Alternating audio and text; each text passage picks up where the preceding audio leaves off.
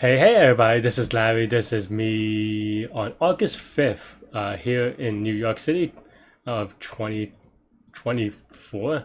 And here I'm trying to do a problem that I haven't done before yet, an RNG problem. Let's go, go, go. Yeah. Alright, we have an easy one today, which is good because then now I can eat my orange and then go to sleep. In theory, I don't know. Yeah, today we have 1037 evaded Boomerang, a easy problem. Giving away points where points of I is x of I, y sub y, represent a point at xy point. We return true if these points are a boomerang. I don't know what that means. Let's keep reading. A boomerang is a set of 3 points that are all distinct and not in a straight line. Okay. Do we only get... Oh, we only get 3 points. That's what I was going to ask. Like, I don't... It's very confusing. Okay. So, then, yeah, it is a straight line if dx dy is the same as the other one, right? So, I think that's... Yeah. Right? Like, the two... Well, dx over dy, sorry. Not just dx dy. But, like, you know, the slope. If the slope is the same... from point 1 to point 2, then yeah, that should be fine, right? So here maybe we have something like get slope, right?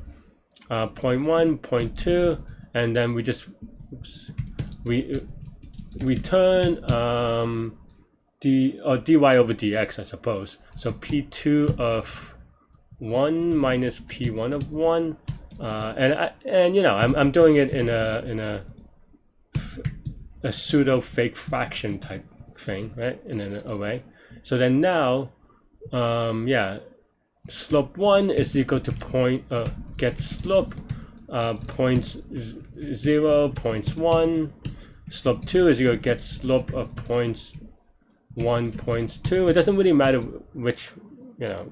Yeah, I think there is something about that you have to be careful about. Is if it's a straight line, for example, then of course dy would be, or dx would be 0, or one of them. I forget which one. Straight line. I think straight line, vertical line, right? So you have to be careful. But yeah, then now, or this is actually dx1, dy1.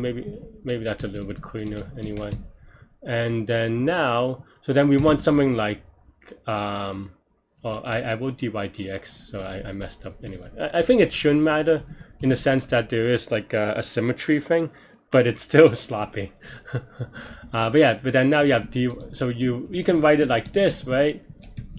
But of course, you know, these are integers, so you could be a little bit smarter and just multiply by both sides. For example, this one times this, and this one times this, right?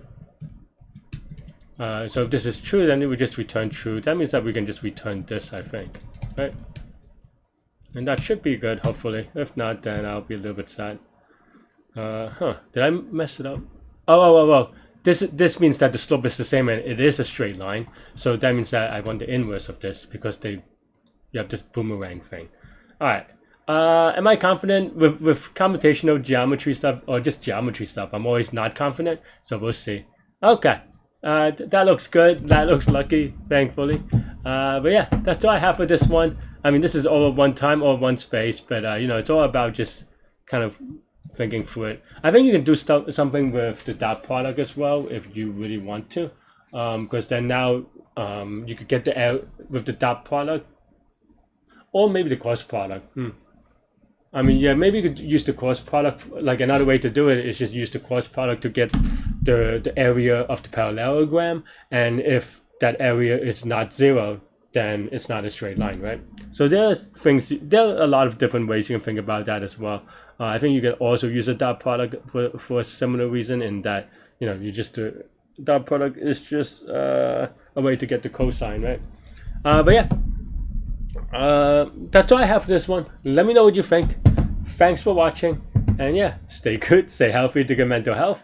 I'll see y'all later. Take care. Bye bye.